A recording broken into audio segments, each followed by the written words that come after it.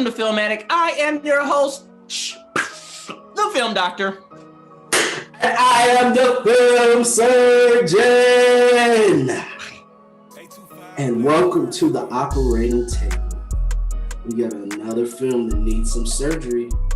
Well, I guess it's a TV show doing the thing that he does. WandaVision coming to us from Disney Plus. Y'all know what to do. Well, let's jump right into our movie review. So, WandaVision, episode 4. Let's just be clear, because when I say WandaVision, I don't want people to think that, this is the rating for the entire thing. This is just episode 4, what we've made it up to. And I know at the beginning we gave it a very low rating, like a D. And it's coming. Episode 3 came along. It did well. Episode 4. This was probably the best episode I've ever seen out of the 4 so far. So if I don't even. Or it should have been episode 1. It should have been episode 1. End of episode 1, something to that nature. I really like. I love how it opened. And I'm trying to be very careful with what I say because I don't want to give anything away. So I guess the best wording that I can say for this is I love the connection in the opening first few minutes to the cinematic Marvel world of how it ended in some aspect of those last 2 Avengers movies. It connected. The storyline connected. Still a little lost.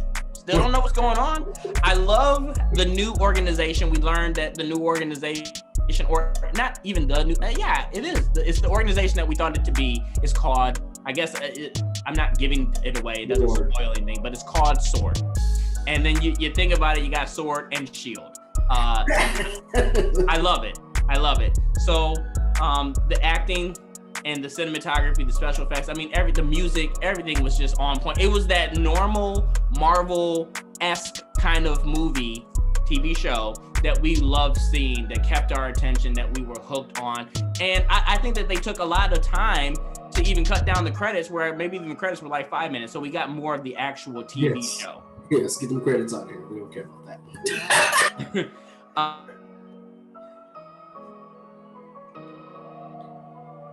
Oh, you froze.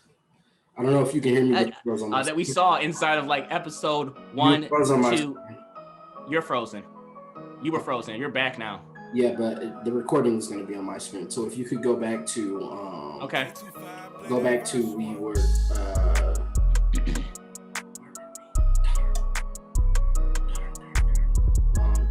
I'll just talk. You'll find a way to edit it in.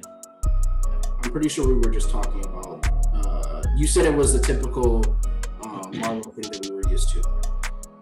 In my eyes, this was like the typical Marvel universe that we were used to seeing, one that we can enjoy and appreciate, the one that we would stand in line and the movie would be sold out. This was that thing. And they cut even the credits, 5 minutes. I think it was only like 5, 6, 7 minutes of credits, if that. We saw a lot more of action and TV show. And I feel like all the names from the credits, from the 15-minute credits, I think all of them motherfuckers was working on this episode and hopefully the rest of them, because this was really good. It was well done and explained a lot of stuff. There was too many little things, no pun intended, that happened inside of episode 1 and 2 and 3 that weren't explained, and you found out why all those things, how those things happen, when those things happen inside of this episode, while still keeping you entertained with action and storyline. It was phenomenal. What about you, Manny? So yeah, I enjoyed episode 4. Episode 4 should have been episode 1, not episode 4. I get that they wanted to do all the little characters and Easter eggs and different things like that, and that was cool and creative, but we could have started here. It would have made much more sense in my mind to have started where we started with this episode. I thought it was really good. Shouts out to me for being right about Agent Wu's voice being the voice that we heard in the previous episodes, asking Wanda what's going on. So shout out to me for getting that right. Just who congratulates themselves on shit like that? Like, who does that?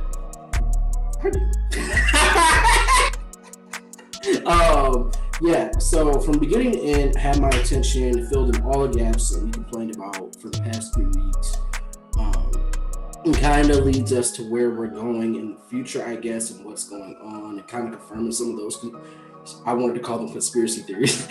Some of those theories out there that fans are putting out about what's going on and what's happening. So, yeah, I thought it was phenomenal, and it's not even, there wasn't, I want people, because there's a misconception that people don't like Marvel unless there's action. There wasn't even a lot of action in this movie, or in this episode, sorry, not this movie, TV show. In this episode, there wasn't a lot of action in this episode. It's the fact that they finally explained what the heck was going on. I agree with you that it is the fact that, there wasn't a lot of action. But there was a lot more than just the crummy 50s, 60s, 70s TV show, silly humor that didn't have any action. So to get some of that action was what made it. With the music is what made it. The explanations is what made it. And I'm a little confused. I think I would be out of line to say who the actual villain is, if that person is the villain. But if that person is the villain of this thing, like that just makes it even more interesting. Yeah. There's some theories floating out there about who the villain is and who the bigger villain is going into the future. This is my theory.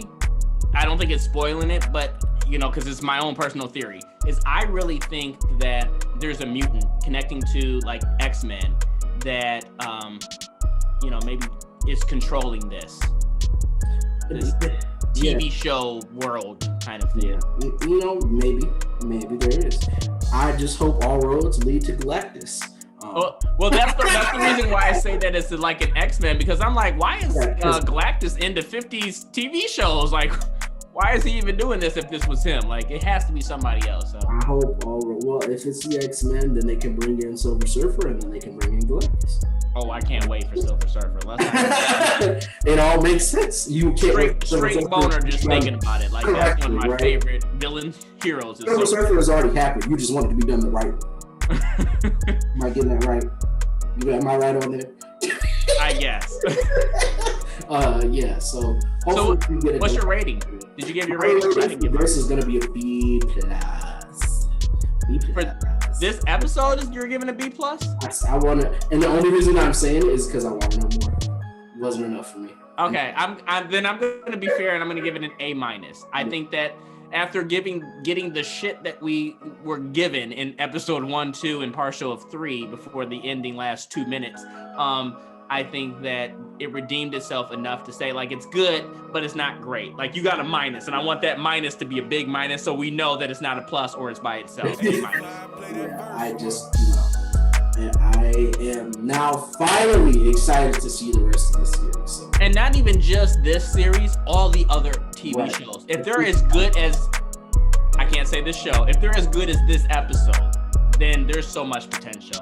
Not even just for the TV shows on Disney Plus, but for all the rest of the movies that we have to look forward to. Yeah. So that's all we got for today, guys. Thank you. That's all we got. No, I'm kidding.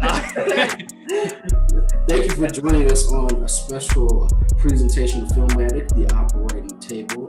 Please be sure to like, comment, subscribe down below, and we will catch you next time. This has been another exciting episode of Filmatic. A little off.